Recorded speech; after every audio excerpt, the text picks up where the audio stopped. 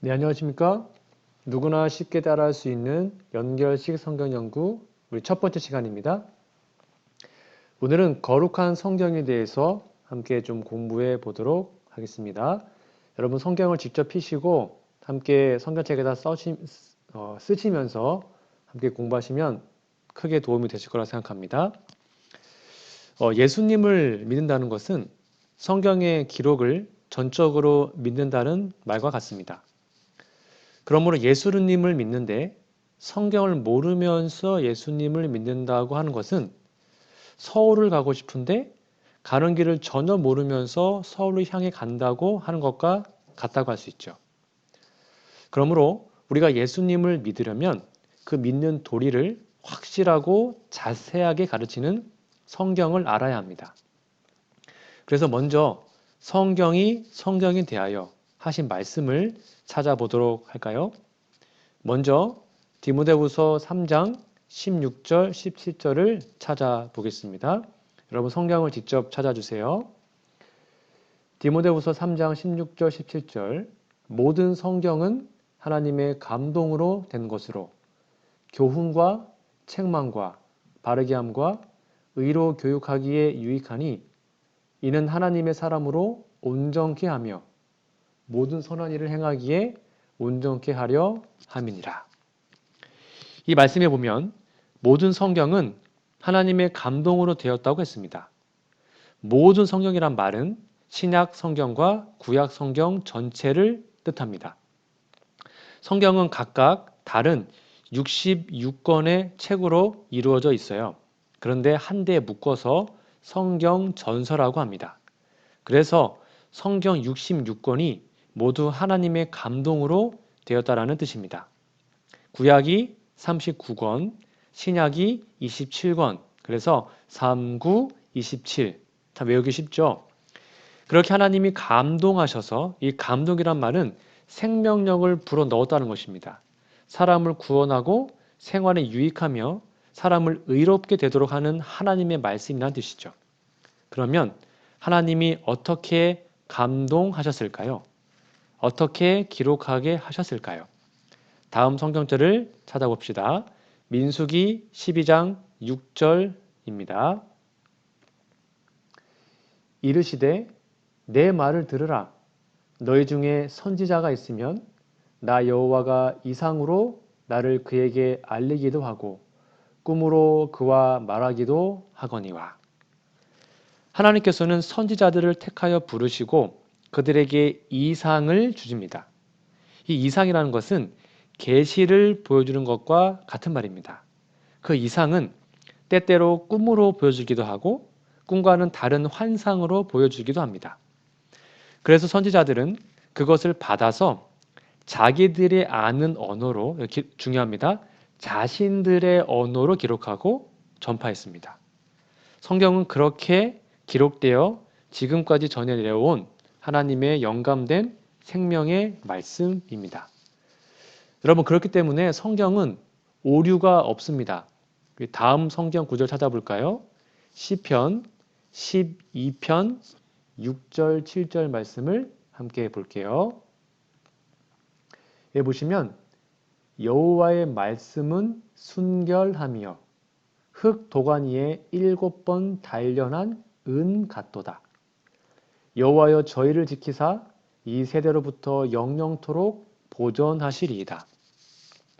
여기 보시면 성경은 하나님께서 영감으로 주셨기 때문에 도가니에서 7번씩이나 단련한 순수한 은 같다고 말합니다. 다시 말하면 찌꺼기가 전혀 없는 100% 순은과 같다는 것이죠. 정말로 성경 말씀은 오류가 없습니다. 그래서 성경은 전적으로 진리를 전해줍니다. 다음 성경절을 볼게요. 시편 119편 160절을 여러분 찾아서 좀 보겠습니다. 여기 보시면 주의 말씀의 강령은 진리오니 주의 의로운 모든 규례가 영원하리이다. 이게 뭐로 나와 있어요? 주의 말씀, 그 성경 말씀이 그 자체가 진리라고 합니다.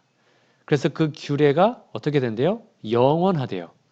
그러니까 인간의 법은 한 시대를 지내면 고치기도 하고 폐하기도 하죠. 그런데 성경 말씀은 결코 그럴 수 없습니다. 왜 그러냐면 진리이기 때문이에요. 영원하신 하나님의 영원한 말씀이기 때문입니다. 이제 다음 구절 볼게요. 사무엘하 23장 1절 2절 말씀을 좀 보겠습니다. 여기 다윗이 나오는데요. 이는 다윗의 마지막 말이라.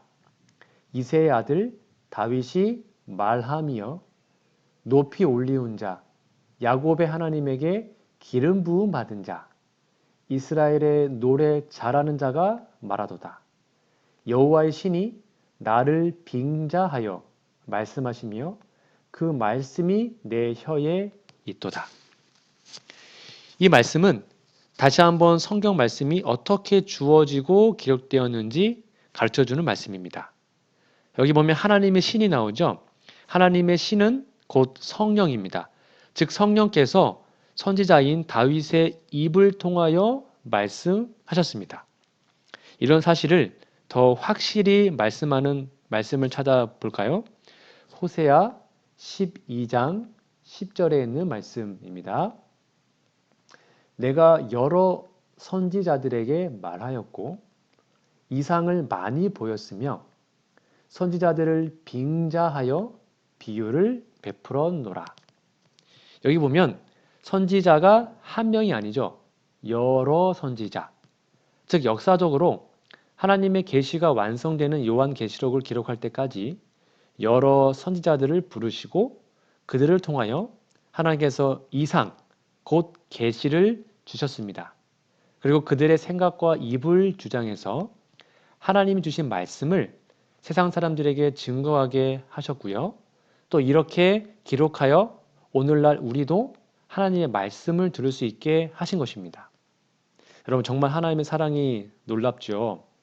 그래서 성경은 하나님에게 바른 길, 성경은 사람들에게 바른 길, 즉 생명의 길을 걸어가며 세상에서 의로운 백성으로 살게 하는 힘이 됩니다. 이제 다음 성경 구절을 좀 찾아볼게요. 우리가 제일 처음에 찾았던 건데요. 다시 한번 볼게요. 디모데후서 3장 16절, 17절 말씀입니다.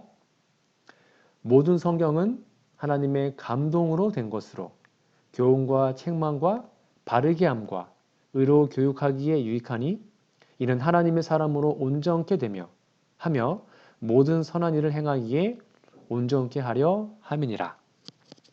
처음에는 제가 이 하나님이 감동했다는 사실을 강조했지만 이 말씀에서는 두 번째에서는요. 성경이 사람들에게 어떠한 영향을 주는지에 대해서 강조하는 말씀이라고 이해하시면 됩니다. 여기 보면 교훈을 합니다. 그리고 잘못에 대하여 책망을 하고 의롭게 살도록 교육하고 우리들, 즉 사람들을 온전하게 합니다. 즉 성경의 지도를 받으면 성경을 매일 읽으면 사람이 하나님이 어떠하신 것처럼 그렇게 살 수 있는 사람이 됩니다. 정말이에요. 우리 다음 말씀을 볼까요? 요한복음 5장 39절에 있는 말씀입니다. 너희가 성경에서 영생을 얻는 줄 생각하고 성경을 상고하거니와 이 성경이 곧 내게 대하여 증거하는 것이로다.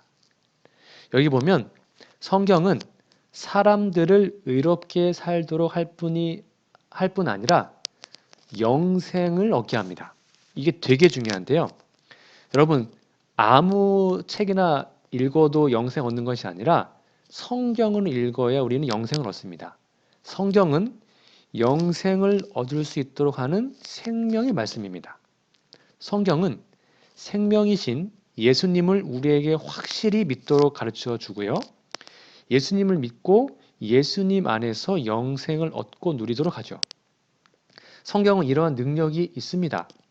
그래서 하나님의 말씀이기 때문에 우리는 성경을 매일 읽어야 하는 것이죠.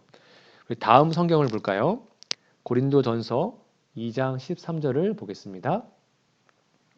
우리가 이것을 말하거니와 사람의 지혜에 가르친 말로 아니하고 오직 성령의 가르치신 것으로 하니 신령한 일은 신령한 것으로 분별하느니라. 여기 보면 성경이 하나님의 말씀이기 때문에 사람이 자기 생각으로 함부로 해석하면 안 됩니다.